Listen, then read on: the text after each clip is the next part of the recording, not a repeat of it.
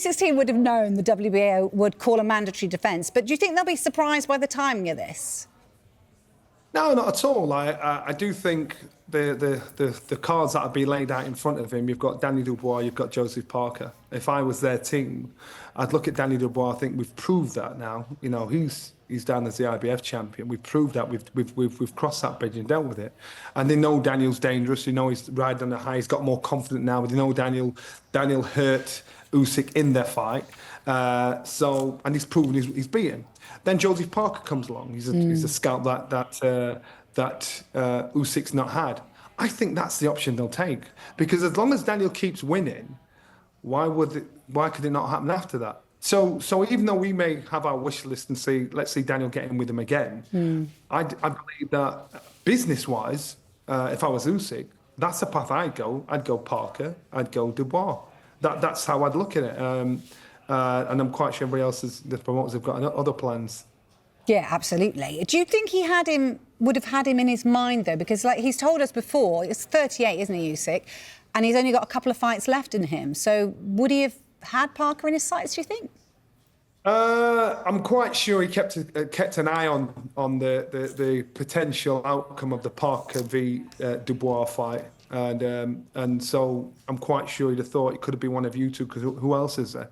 You've got to remember this: whoever Usyk's boxed once, he beats them better the second time around. And because he's downloaded the blueprint, he's never boxed Joseph Parker. He's boxed Oleksandr Usyk. He knows how to deal with. He's boxed Daniel Dubois. He knows how to deal with him. So again, that's the bridge he can cross whenever he wants to, because he's in the driving seat. Daniel Dubois jumped in and tried to mug the victory over Tyson Fury, and Usyk kind of put him in his place. Yeah, we'll fight. You take your time. Nobody's going to rush him. He's the guy that's left a trail of devastation here in the UK. As in Usyk. So don't be surprised by that being the outcome, Parker then Dubois. What sort of fight will it be? Do you think the fans will enjoy that one more than Usyk Dubois? I don't think it will be bigger. Okay. Because Usyk's managed to grow himself a massive fan base over here in the UK. To grab the public's imagination and attention against Dubois or AJ or Fury. They're the big scalps. Joseph Parker is a lovely guy. Joseph Parker, his reputation has rolled on. Joseph Parker, his fan base is good, but it's not great. He's not got the fan base that Dubois now picked up after the giant slaying of AJ, his first fight against Usyk. So Dubois had to earn that right, and so was this man here. He's got to earn the right to get people in. But Oleksandr Usyk has managed to get himself a massive fan base here in the UK. So it'll be more of an pro Usyk crowd at that fight, more than a Parker crowd. Yeah, and how much does Parker deserve this chance to become world champion? Because obviously that was unfortunate for his fight with Dubois to be called off, wasn't it?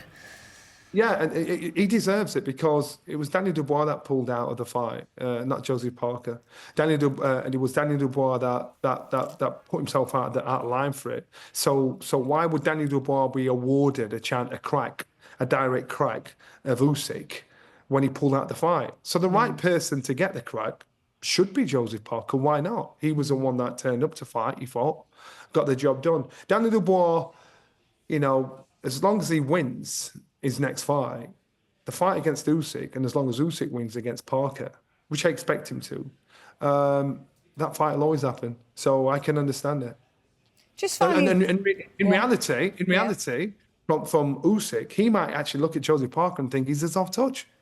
He might a softer touch, should I say, in regards to all the other guys that are out there. Yeah, I hear you. Just finally then, where does this leave Anthony Joshua? Do you think he's ever going to get this dream fight against Tyson Fury on? You know, I feel sorry for Anthony Joshua, because we always refer back to him. And the reason why we refer back to him is because he's achieved so many amazing things in such a short space of time. And he's done amazing things for British boxing. We refer back to him because he's that example, so it's lonely at the top. So in answer to your question, would it happen? I think Danny Dubois, if he wants to surprise us with a big announcement, he's fighting Anthony Joshua, because that's the only person Anthony Joshua should be talking about fighting to redeem himself, because Tyson Fury's taken himself off the dance floor. So in reality, for Anthony Joshua, it should be Daniel Dubois. If Daniel Dubois is not fighting Usyk next, why wouldn't it be Anthony Joshua? He's not injured. There's no issue why he shouldn't fight him. There's no argument why, and that's on the table, and it'd be a big fight. So common sense would say Anthony Joshua against Danny Dubois, and Joseph Parker against Oleksandr Usyk, and that's how it just rolls out, and then we'll see who's left standing at the end. Does common sense ever prevail, though? That's the question. No, unfortunately, it's not very common.